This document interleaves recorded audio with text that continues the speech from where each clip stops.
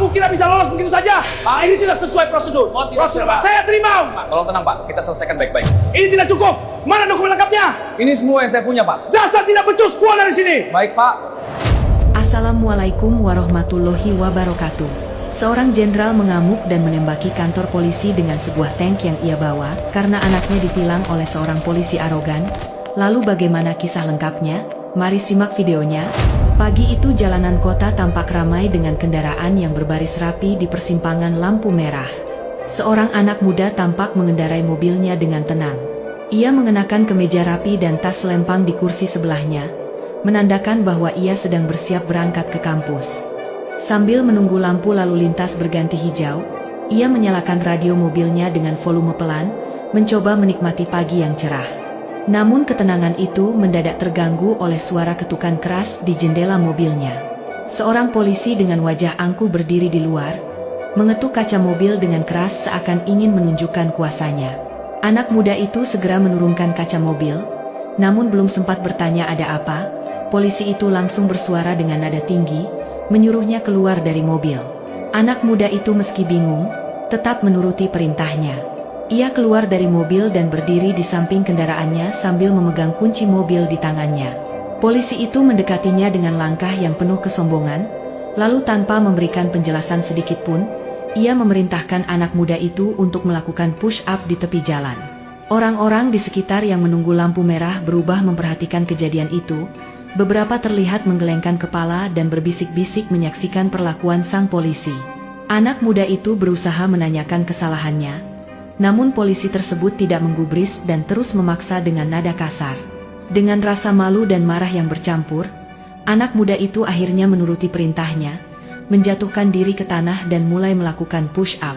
Debu jalan menempel di telapak tangannya, dan wajahnya memerah, bukan hanya karena lelah, tetapi juga karena perasaan dipermalukan di depan umum. Setelah beberapa kali push-up, polisi itu berdiri di sampingnya sambil menyilangkan tangan di dada, lalu mulai menuduhnya melanggar rambu-rambu lalu lintas. Anak muda itu terkejut karena ia merasa tidak melakukan pelanggaran apapun. Ia mencoba menjelaskan bahwa ia berhenti tepat di garis lampu merah dan tidak menerobos, tetapi polisi itu menatapnya tajam dan mengabaikan pembelaannya.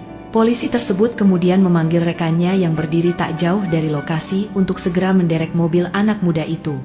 Mobilnya yang baru saja dibelinya mulai dipasang alat derek, membuat anak muda itu semakin panik.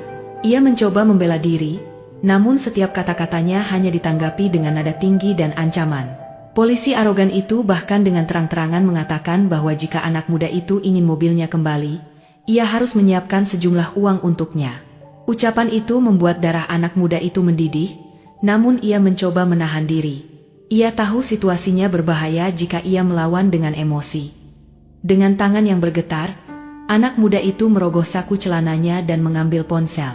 Ia menjauh sedikit dari polisi tersebut untuk menenangkan diri sejenak, lalu menelepon seseorang yang sangat ia percayai. Di ujung telepon terdengar suara berat ayahnya, seorang jenderal angkatan darat yang dikenal berwibawa dan berjiwa tegas. Dengan suara terbata-bata, anak muda itu menceritakan semua perlakuan kasar yang baru saja ia alami. Ia menjelaskan bagaimana dirinya dipermalukan di tengah jalan tanpa alasan jelas, dituduh melanggar hukum yang tidak ia lakukan, hingga diancam akan diperas untuk menebus mobilnya. Jenderal Agus mendengarkan dengan seksama, tanpa sekalipun memotong cerita anaknya. Namun wajahnya perlahan memerah, rahangnya mengeras menahan amarah. Di dalam dirinya bergemuruh perasaan marah sekaligus kecewa terhadap aparat yang seharusnya melindungi rakyat, tetapi justru bertindak semena-mena. Tangannya yang besar mengepal erat di atas meja, namun suaranya tetap tenang dan berwibawa ketika berbicara untuk menenangkan anaknya. Ia meminta anaknya untuk tetap sabar dan tidak melakukan tindakan gegabah. Dengan nada tegas, ia mengatakan bahwa dirinya akan turun tangan mengurus masalah ini.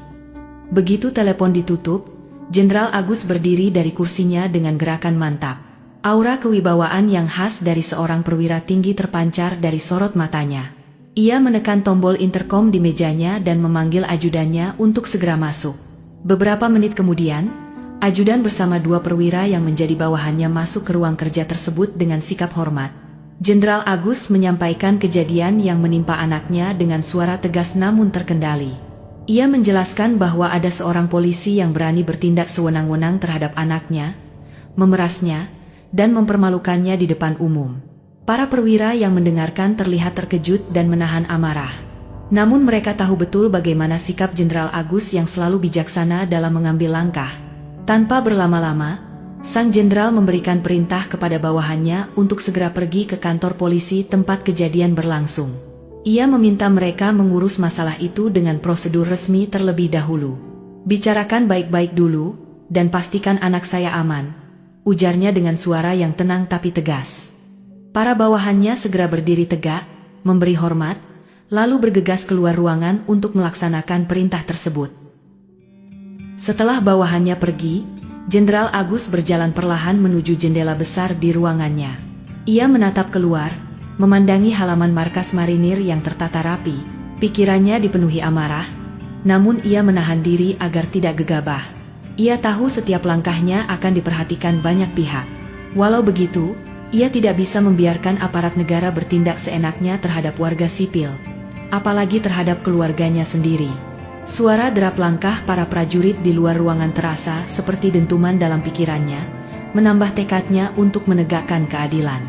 Dalam hati kecilnya, Jenderal Agus bertekad untuk memberikan pelajaran yang setimpal bagi polisi arogan tersebut. Namun untuk saat ini, ia memilih menunggu kabar dari bawahannya yang sudah ia percayakan untuk mengurus masalah itu. Tidak beberapa lama, beberapa mobil dinas berwarna hijau berhenti di depan sebuah kantor polisi kecil di tengah kota.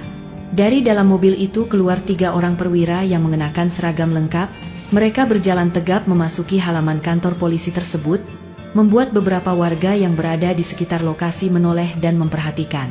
Di pintu masuk kantor polisi, 2 orang polisi berjaga dengan wajah penasaran melihat kedatangan mereka. Para perwira itu memperkenalkan diri dengan sopan dan menyampaikan maksud kedatangan mereka, yaitu untuk menemui polisi yang baru saja menghentikan dan menilang anak dari Jenderal Agus. Awalnya, polisi yang berjaga tampak gugup. Namun tak lama kemudian, seorang pria berbadan besar dengan seragam polisi lengkap keluar dari dalam kantor. Wajahnya tampak penuh kepercayaan diri dan nada bicaranya terdengar kasar. Ia adalah polisi yang menilang anak muda tadi pagi. Dengan gaya yang arogan, ia melangkah mendekati para perwira tersebut tanpa menunjukkan rasa hormat. Salah satu perwira dengan tenang memperkenalkan diri lagi dan menjelaskan maksud mereka untuk membicarakan persoalan ini secara baik-baik. Namun polisi itu justru mengangkat dagunya tinggi-tinggi dan tertawa sinis. "Kalau cuma mau protes soal tilang, tidak usah datang ke sini ramai-ramai. Aturan tetap aturan. Anak itu melanggar, ya salahnya sendiri," ucap polisi tersebut dengan nada meremehkan. Salah satu perwira mencoba menjelaskan bahwa anak muda itu merasa tidak bersalah dan telah dipermalukan di depan umum tanpa alasan jelas. Namun polisi itu memotong pembicaraan dengan kasar. "Saya tidak takut dengan siapapun, bahkan jenderal sekalipun. Jangan kira saya akan mundur hanya karena kalian datang membawa nama besar." Ucapan itu mengejutkan warga sekitar yang mulai memperhatikan percakapan mereka dari kejauhan. Bahkan beberapa polisi lain yang ada di kantor tersebut terlihat saling pandang dengan wajah cemas. Mereka tahu ucapan tersebut terlalu berani, namun polisi arogan itu tampak tidak peduli. Dengan nada penuh kesombongan, ia bahkan menantang, "Kalian pikir kalian bisa menakut-nakuti saya? Saya punya backingan seorang perwira polisi, jadi jangan coba-coba." Para perwira yang datang tetap berusaha menahan diri. Mereka tahu situasi ini bisa menjadi besar jika mereka terpancing emosi. Dengan sikap tenang, mereka hanya saling bertukar pandang sejenak, kemudian salah satu dari mereka memutuskan untuk mundur. Mereka berbalik arah dan berjalan kembali ke mobil dinas tanpa mengatakan sepatah kata pun. Polisi arogan itu berdiri di depan pintu kantor dengan senyum mengejek, merasa menang.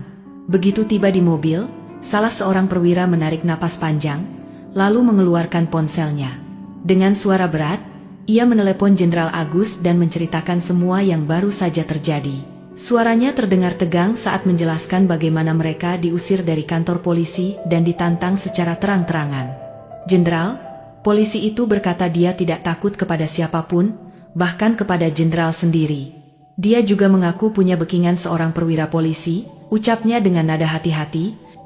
Suasana di dalam mobil terasa hening dan penuh ketegangan setelah laporan itu disampaikan. Semua orang di dalam mobil sadar bahwa ucapan itu bukan hanya penghinaan terhadap Jenderal Agus, tetapi juga sebuah pelecehan terhadap kehormatan institusi mereka. Di ujung telepon, Jenderal Agus mendengarkan laporan tersebut dengan wajah yang semakin tegang. Matanya menyipit, rahangnya mengeras, dan napasnya terdengar berat. Ia tahu kesabaran ada batasnya, dan saat ini batas itu sudah hampir terlampaui. Para bawahannya yang duduk di dalam mobil pun saling bertukar pandang dengan perasaan campur aduk, antara marah dan tidak percaya bahwa ada aparat yang begitu berani menantang seorang jenderal dari Kesatuan Tentara Nasional. Mereka pun menunggu dengan diam, menanti keputusan besar yang akan segera diambil oleh atasan mereka. Di ruang rapat markas besar tentara, suasana menjadi tegang setelah laporan mengenai sikap polisi arogan itu diterima. Jenderal Agus duduk tegap di kursi kepemimpinannya, matanya tajam menatap lurus ke depan. Beberapa perwira tinggi yang hadir dalam ruangan itu hanya bisa menunduk, menunggu perintah. Wajah Jenderal Agus tampak sangat serius, urat di pelipisnya menegang, dan napasnya terasa berat. Ia sudah mencoba bersikap sabar, namun kejadian kali ini telah melewati batas. Bukan hanya anaknya yang dipermalukan, tapi juga harga diri seorang jenderal direndahkan di depan umum oleh seorang aparat yang seharusnya menegakkan hukum.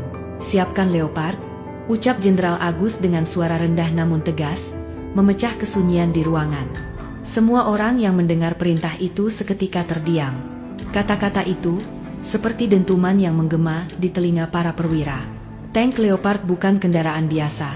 Itu adalah simbol kekuatan militer yang tidak sembarangan dikerahkan. Namun Jenderal Agus tidak berbicara lagi. Sorot matanya yang dingin dan tajam cukup untuk memberitahu bahwa keputusan ini sudah final. Seorang kolonel yang duduk di dekatnya memberanikan diri bertanya dengan nada hati-hati, "Siap, Jenderal. Apakah Leopard benar-benar akan dikerahkan untuk keperluan ini?" Jenderal Agus menoleh perlahan, menatap kolonel itu tanpa ekspresi. "Saya sudah bersabar. Saya ingin semua orang tahu bahwa kesewenang-wenangan tidak akan ditoleransi, bahkan oleh aparat penegak hukum sekalipun. Kita akan beri peringatan keras," jawabnya dengan nada mantap. Tanpa banyak bicara, para perwira langsung bergerak. Mereka menghubungi batalion kavaleri dan memerintahkan satu unit tank Leopard segera dipersiapkan. Di garasi besar yang berada di pangkalan militer, suara perintah menggema saat para prajurit berlarian ke pos mereka. Tank Leopard yang besar dan berwarna hijau tua itu mulai dibersihkan dan diperiksa dengan teliti. Mesin raksasanya dinyalakan, mengeluarkan suara gemuruh yang memekakkan telinga. Bau bahan bakar dan oli memenuhi udara di hanggar, sementara para teknisi dan awak tank bekerja dengan kecepatan tinggi untuk memastikan kendaraan itu siap bergerak kapan saja. Beberapa prajurit muda saling berbisik dengan wajah tegang, tidak percaya bahwa mereka akan benar-benar mengerahkan tank tempur untuk menangani seorang polisi. Jenderal Agus benar-benar marah besar kali ini, gumam seorang prajurit sambil memeriksa roda rantai baja tank tersebut. Meskipun mereka terkejut dengan perintah yang tak biasa ini, tidak ada satupun yang berani mempertanyakannya. Disiplin militer membuat mereka tahu bahwa ketika seorang jenderal sudah berbicara, tugas mereka hanyalah patuh. Sementara itu, di ruangannya, Jenderal Agus berdiri tegap dengan tangan bersedekap di belakang punggung. Ia memandangi peta kota yang terpasang di dinding. Sorot matanya dingin namun penuh perhitungan. Dia tidak berniat mencelakai siapapun, tetapi ia ingin mengirim pesan yang sangat jelas. Kekuasaan bukan untuk disalahgunakan. Di luar gedung markas, suara mesin tank Leopard mulai terdengar keras, bergema di halaman pangkalan, membuat para prajurit yang lewat berhenti sejenak dan memberi hormat. Jenderal Agus keluar dari ruangannya, diikuti oleh ajudannya. Para perwira memberi hormat ketika ia melangkah menuju kendaraan perang tersebut. Ia memeriksa tank Leopard itu secara langsung, memastikan semuanya dalam kondisi sempurna. Awak tank sudah bersiap di posisi masing-masing, menunggu aba-aba dari sang jenderal. Dengan langkah mantap, Jenderal Agus naik ke atas tank itu. Matanya memandang ke depan, penuh kewibawaan dan ketegasan yang membuat semua prajurit di sekitarnya berdiri tegap. Ketika mesin tank Leopard itu dinyalakan, suaranya yang berat dan menggelegar menggema di seluruh markas. Aroma solar bercampur dengan bau logam panas memenuhi udara. Prajurit-prajurit yang berdiri di sekitar tank menegakkan tubuh mereka, memberi hormat kepada sang jenderal.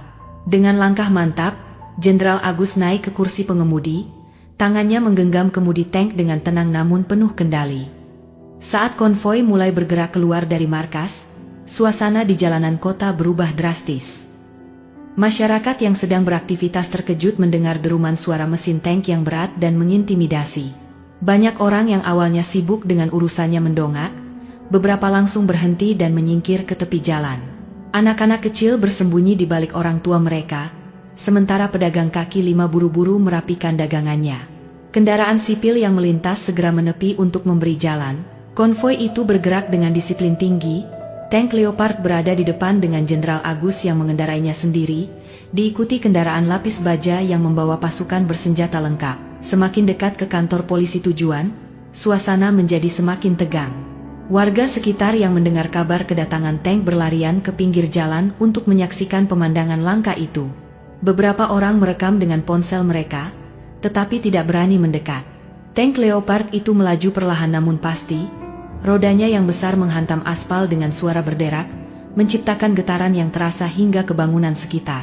Dari kejauhan, pelang bertuliskan kantor polisi sudah terlihat jelas.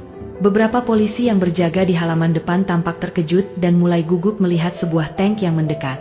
Wajah Jenderal Agus tetap tenang namun tatapannya tajam. Ia tidak hanya datang untuk memberi peringatan, tetapi juga untuk menunjukkan kekuatan dan ketegasan negara terhadap aparat yang bertindak sewenang-wenang. Ketika tank itu berhenti tepat di depan gerbang kantor polisi, suara mesinnya yang meraung-raung membuat suasana semakin mencekam. Para polisi yang ada di halaman depan kantor itu spontan berdiri tegak, sebagian bahkan mundur selangkah karena ketegangan yang luar biasa. Dengan gerakan tenang tapi penuh wibawa, Jenderal Agus membuka palka tank dan berdiri tegak. Tubuhnya dibalut seragam tentara lengkap dengan tanda pangkat bintang di bahunya yang berkilau terkena sinar matahari siang. Ia mengangkat tangan, memberi aba-aba tegas kepada awak tank. "Siapkan meriam." Suaranya menggema, dingin dan berwibawa. Para polisi yang tadinya berusaha menghalangi segera mundur terbirit-birit, sadar mereka tidak punya kuasa untuk melawan. Tak lama, suara ledakan menggetarkan telinga terdengar. Meriam tank melepaskan tembakan ke arah gedung kantor polisi. Dentuman keras itu membuat tanah bergetar, dan seketika dinding kantor polisi retak, jendela pecah, dan sebagian bangunan runtuh diselimuti debu tebal. Jeritan dan teriakan ketakutan terdengar dari warga sekitar, tapi untungnya, sejak kedatangan tank tadi semua orang di dalam kantor polisi sudah lari keluar. Tidak ada korban jiwa, hanya bangunan yang kini rata dengan tanah. Debu masih mengepul ketika Jenderal Agus turun dari tank dengan langkah tegas. Wajahnya tidak menunjukkan amarah yang meledak-ledak, melainkan ketenangan yang justru membuat suasana semakin mencekam. Para polisi yang tersisa di halaman kantor polisi tidak berani bergerak. Dengan suara lantang, ia memanggil perwira polisi tertinggi di tempat itu. "Panggil perwira kalian ke markas saya sekarang juga." "Saya tunggu," ucapnya tajam. Tak ada yang berani membantah, mereka hanya mengangguk cepat dan langsung menelpon atasan mereka. Sambil meninggalkan tank yang kini terparkir seperti simbol kekuatan di depan kantor polisi yang hancur, Jenderal Agus berjalan menuju mobil dinas yang telah disiapkan bawahannya. Ia masuk ke dalam mobil dengan tenang, kontras dengan kepanikan yang terjadi di sekelilingnya. Konvoi kecil itu kemudian bergerak menuju markas dengan kecepatan tinggi. Tak lama berselang, seorang perwira polisi dengan seragam lengkap tiba di markas Tentara Angkatan Darat, wajahnya tegang dan berkeringat. Ia segera masuk ke ruang pertemuan Jenderal Agus, lalu memberikan salam hormat dengan suara bergetar. "Kami meminta maaf Jenderal. Kami akan segera menangkap polisi arogan itu," ujarnya. Dalam hitungan kurang dari 1 jam, polisi arogan yang sebelumnya menilang anak Jenderal Agus secara sewenang-wenang akhirnya dibawa ke hadapan sang jenderal di markas. Sosoknya tampak gemetar, wajahnya pucat pasi. Ia diseret masuk ke hadapan sang jenderal, sementara beberapa perwira tentara dan polisi senior menjadi saksi. Jenderal Agus duduk di kursi besar, tubuhnya tegap dan tatapannya tajam. Berlutut, perintahnya datar namun penuh wibawa. Polisi itu langsung berlutut, keringat dingin membasahi pelipisnya. Suara tangis tertahan terdengar dari mulutnya ketika ia dipaksa meminta maaf di depan banyak saksi. Dengan suara terbata-bata, ia meminta maaf kepada anak Jenderal Agus yang juga hadir di ruangan tersebut. Ketegangan mereda setelah permintaan maaf diterima. Jenderal Agus menghela napas, lalu menelepon bawahannya untuk menarik kembali tank Leopard yang masih berdiri gagah di depan kantor polisi yang kini hancur lebur. Setelah permintaan maaf dari polisi arogan kepada anak jenderal itu, polisi arogan itu lalu dibawa keluar dari markas Tentara Angkatan Darat dengan kepala tertunduk. Ia diseret oleh 2 orang propam untuk masuk ke dalam mobil patroli menuju kantor propam untuk dilakukan penahanan di hari itu juga. Jenderal Agus tidak berhenti di situ. Ia berdiri di hadapan para petugas lain yang ikut menyaksikan kejadian tersebut dan memberi peringatan keras. Dengan nada suara yang tegas namun terkendali, ia menegaskan bahwa jabatan adalah amanah, bukan alat untuk menindas. Kata-katanya menggema di seluruh halaman markas militer, membuat semua orang terdiam dan menyadari betapa seriusnya peringatan tersebut. Berita tentang ketegasan Jenderal Agus menyebar dengan cepat melalui media dan dari mulut ke mulut. Video yang direkam warga memperlihatkan momen ketika tank Leopard berhenti di depan kantor polisi dan Jenderal Agus turun dengan gagah. Potongan video itu viral di media sosial dan menjadi pembicaraan di seluruh negeri. Banyak orang mengungkapkan kekaguman pada keberanian sang jenderal, yang tidak segan menegakkan hukum meskipun harus menindak aparat kepolisian. Langkah tegas ini menjadi peringatan keras bagi semua pihak, baik aparat maupun masyarakat. Para polisi di seluruh negeri mulai berhati-hati dalam bersikap, sadar bahwa penyalahgunaan kekuasaan tidak akan lagi dibiarkan begitu saja. Masyarakat pun merasakan angin segar keadilan. Mereka mulai percaya bahwa hukum dapat ditegakkan tanpa pandang bulu. Nama Jenderal Agus kian harum, tidak hanya sebagai pemimpin militer yang tangguh, tetapi juga sebagai sosok yang berani menegakkan kebenaran.